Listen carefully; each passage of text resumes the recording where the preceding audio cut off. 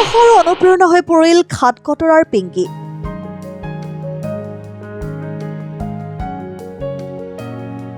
বোকাত পদুম ফুলে কথাষাৰ যেন সত্য, তাকেই প্ৰমাণ কৰি দেখুৱালে নলবাৰীৰ খাটকটৰাৰ উমেশ হালৈ আৰু মামণি হালৈৰ কন্যা পিংকি হালৈয়ে।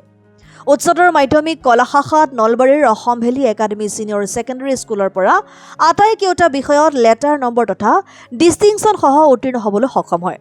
উল্লেখ্য যে দিন হাজিৰা কৰি কোনোমতে পৰিয়াল পোহপাল দি থকা উমেশ হালৈৰ কন্যাৰ ফলাফল ওলোৱাৰ দিনা কামলৈ ওলাই গৈছিল।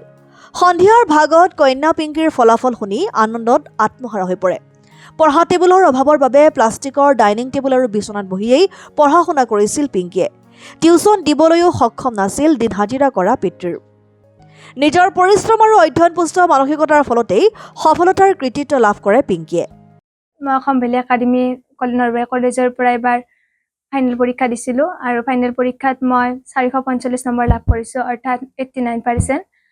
মই পঢ়া ধৰণে মানে ঘৰৰ আৰ্থিক অৱস্থা ইমানটো ভাল নহয়, কিন্তু যিখিনি কষ্ট কৰিছিলোঁ সেইখিনি ফল পাইছোঁ।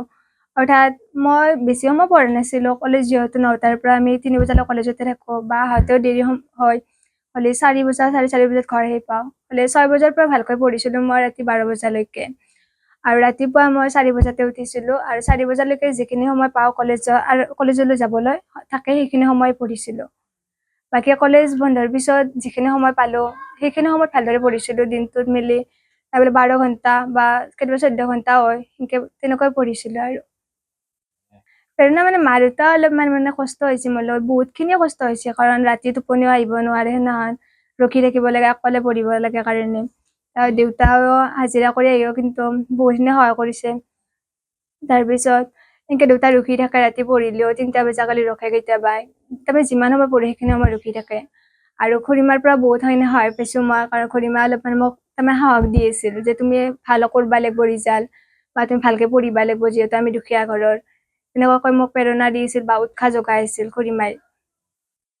অকলতো মোৰ শ্ৰদ্ধা ছাৰ বাইদেউসকলে বহুতখিনি সহায় কৰিছে। টিউশ্যন ছাৰো আছিল মোৰ মেট্ৰিকৰ সময়ত, টিউশ্যন ছাৰ, স্কুলৰ ছাৰ আৰু লগতে কলেজৰ ছাৰসকলেতো ছাৰ বাইদেউসকলে বহুতখিনি কষ্ট কৰিছে।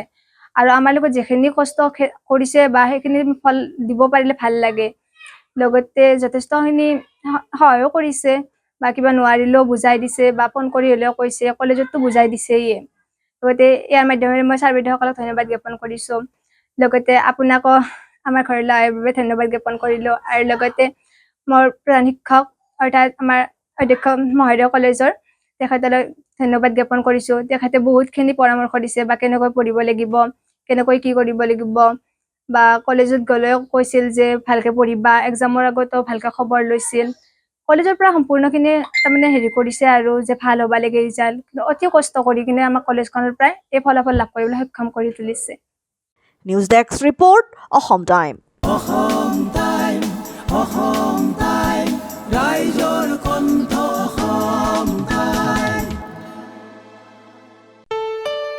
ঘৰত আনন্দ আৰু সম্পৰ্কৰ চমক বজাই ৰাখিবলৈ জৰুৰী হৈছে সকলো আনন্দময় মুহূৰ্তত মৰমৰ উপহাৰ দিয়াটো। সেইবাবে মধুশ্ৰী জুৱেলাৰ্ছে আনিছে সকলো ৰঙীন ক্ষণৰ বাবে বিশেষ গহনা। হীৰাৰে হওক, সোণৰে হওক বা ৰূপৰে হওক, শ্ৰেষ্ঠ ডিজাইনছ আৰু হলমাৰ্কযুক্ত গহনাই ৰাখে সম্পৰ্কক নিখুঁত। তেনেহ'লে আজিয়ে আনক আনন্দ মধুশ্ৰী জুৱেলাৰ্ছৰ সৈতে। যোগাযোগ কৰক 7002800341 নাইবা ভিজিট কৰক LNB ৰোড, নলবাৰী, অসম। আপোনাৰ প্ৰিয় চহৰ নলবাৰীত নিজাববীয়াকৈ বসবাস কৰাৰ সপোন আছে নেকি? চহৰৰ মাজমজিয়াত মাটি কিনি ঘৰ সাজি লোৱাৰ সমস্যাই দেখা দিছে নেকি? সেই সমস্যা এতিয়া আৰু নাই।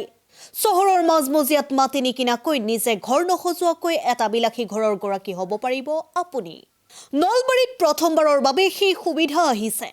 নলবাৰীত প্ৰথমটো ৰেৰাৰ দ্বাৰা অনুমোদিত আটকধুনীয়া এপাৰ্টমেণ্ট এতিয়া চহৰৰ গোপাল বজাৰত।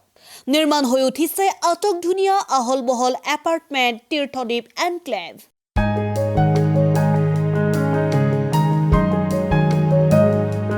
চহৰৰ গোপাল বজাৰৰ DIC পথত নিৰ্মাণ হৈ উঠিছে তীৰ্থদ্বীপ এনক্লেভ এপাৰ্টমেণ্ট।